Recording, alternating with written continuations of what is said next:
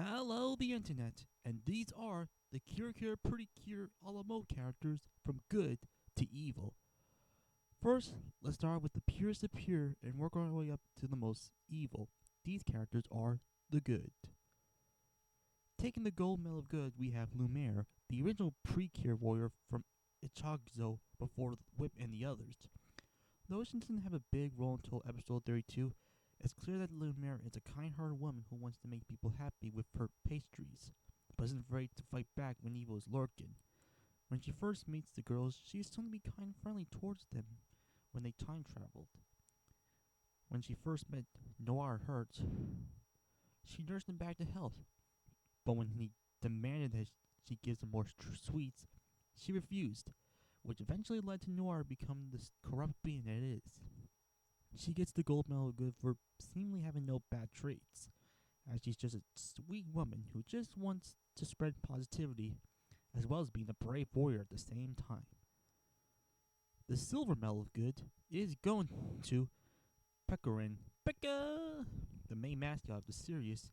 Though a bit spoiled and gluttonous, Pecorin is shown to be a pure-hearted being who loves sweets and kind to almost everyone. When she first meets Ichika, she bonds with her instantly after saving her from the gummies. She then later bonds with the layer cures, seeing them as family. But what gives her a high spot is when Alicia has taken over the world and turned the cures into lifeless husks, she was able to rekindle their spirits thanks to making donuts, which allows her to transform into a cure herself, cure Pecorin, and thus was able to help out the cures return to their former selves. Stop Eloso. Without Pecorin, the world would have still been under Eloso's influence, and that's why she earns the silver. Taking the bronze medal of good, we have Churro, Pecorin's master. Despite being old, Churro is shown to be a wise and kind to those around him.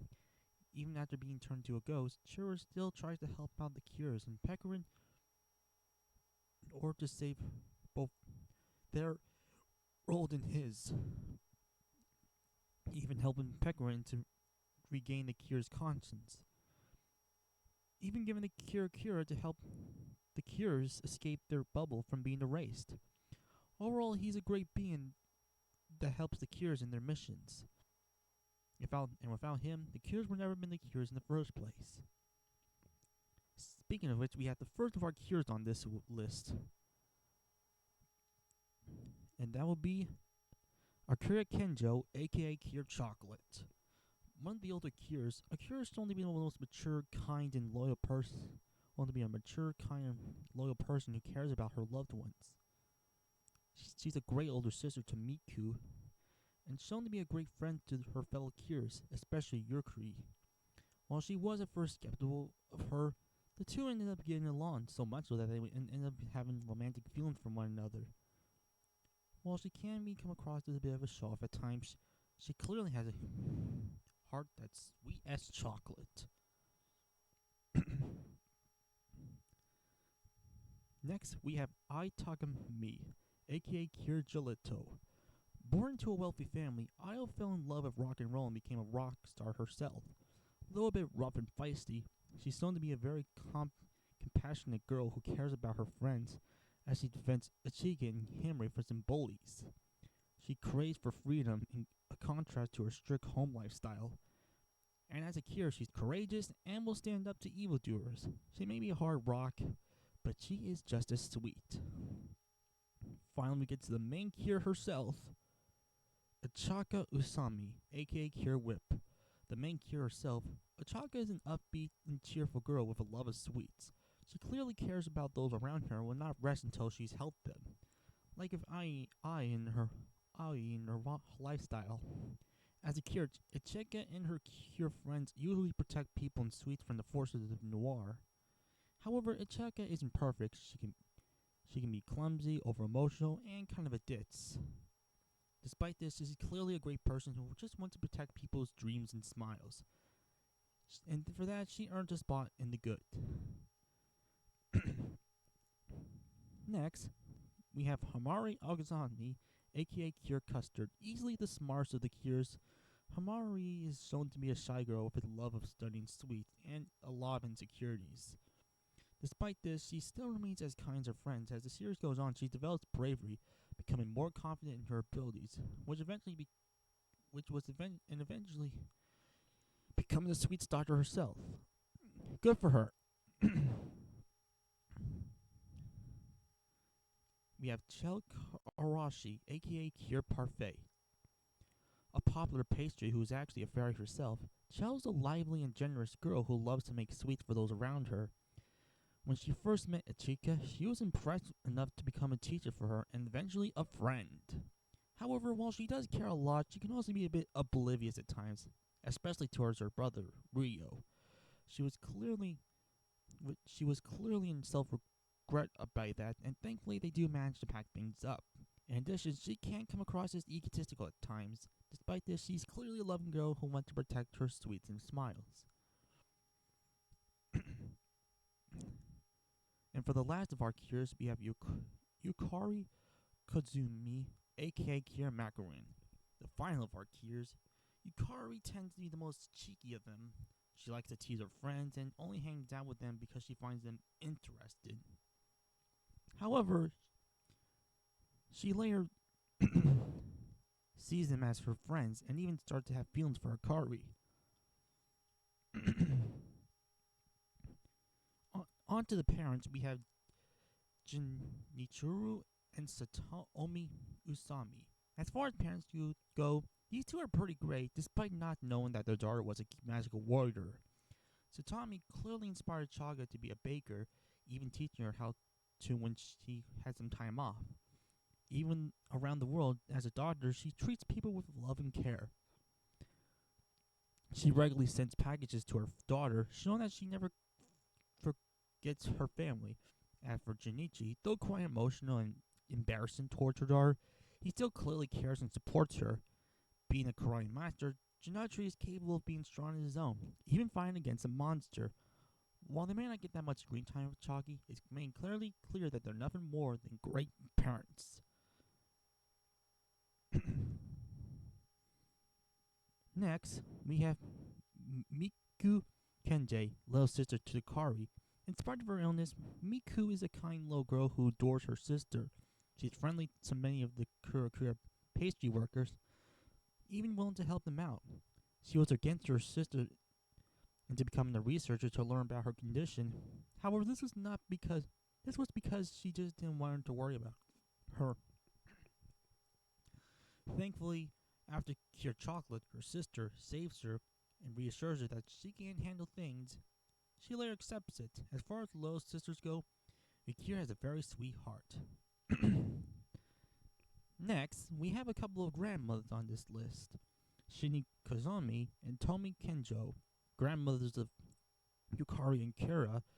These two are similar in personality as loving, sweet grandmothers who care a lot for their granddaughters, with Shinjo being a tea ceremony person and Tomi being a neighborhood committee. As far as grandmothers go, these two are just as sweet as any grandmother would be. That wraps up the good characters. Now let's move on to the more bittersweet people. These characters aren't sweet, but they're not sour either. They're just more in the middle. This is the gray area. Kicking things off, we have Mitsurushi Mizuma, Aya's butler and older brother. Originally an orphan that was adopted into the Tagamati family, he would grow up with her little sister Ai. While it is obvious he cared for Ai, his first appearance didn't show him in the best light. He initially disapproved of Ai's rock and roll career and wanted her to be more refined and forbidden her from music and seeing her friends. However, thanks to Achagi and even Julius, he does come around by the end, allowing her to keep on jamming with her buds, as long as she keeps her grades up. Which it turns out she's actually a smart girl. In his later appearance, he seemed to be more supportive of her, even driving her and her band to a Blue Rock festival.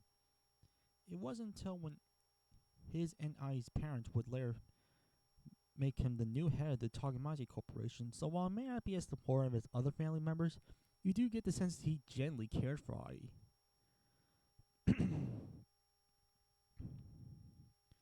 Next, we have Jean Perret Zambonche. Appearing in the movie, Jean Perret was a pastry baker and wanted to make the most amazing sweets imaginable, but everyone was just too weirded out by his creations, which led to him being bare and isolating himself.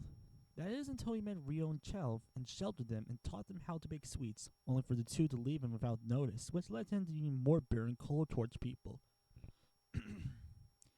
which eventually led to him being a target for the mischievous cook. When Chel returned to him, he was quite bare towards her and unintentionally hurt her feelings. Thankfully, after being rescued by the Cures, he does mellow out a bit. He started taking advice from Chel and lend new blood to work with him. Next, we have Saloine, another of Chel's pastry masters from France. Apparent only in the Halloween episode, she comes to Chiga to come and see Chel. Like of Mitch, it's obvious she cares for Chel, but her judgmental tone and perfectionist personality makes her come across as bossy and even close-minded. She thought that the Kirakira shop was poor for Chel and questioned her decisions. Thankfully, after tasting their pumpkin hamster pudding, she accepts Chel for who she is. Though she may come across as bossy, she isn't heartless. Now let's talk about Rio Koroike, aka Picaro, aka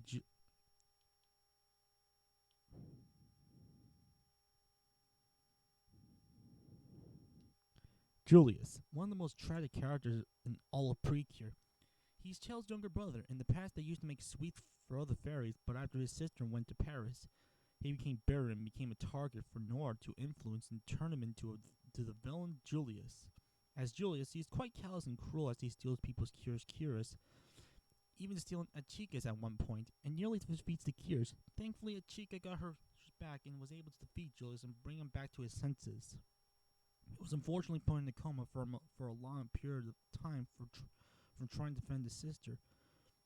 Fortunately, he was able to recover, and the two were able to rekindle their sibling love. And finally, just barely making out of the bad area, we have Bibbery, one of the mains of Noir. Bibbery was originally an orphan.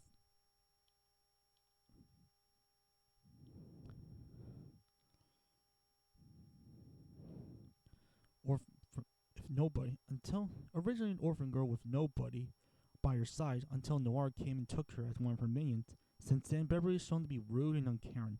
She mocks her fellow henchmen, and being part of Noir, she isn't afraid to do some pretty awful things, like like use her dull to spread rumors and brainwash people into becoming nasty. However, it's obvious she's just a frightened little girl under all that sass. And thanks to the Cures, she was able to become an ally to the Cures. So while we can't forget her past misdeeds, we can admire her for at least trying to be a better person.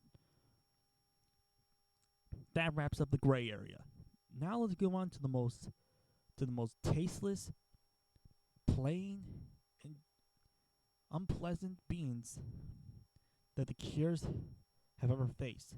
These are the bad to evil characters. First off, we have Cook. Where's my lunch? Where's my dinner? Cook. The main villain of the movie. While at first she seems kind, she's acting mischievous. She's acting a mischievous and manipulative being. In her past, she was a patient and pastry chef, but without success. So she became bitter and ended up dying.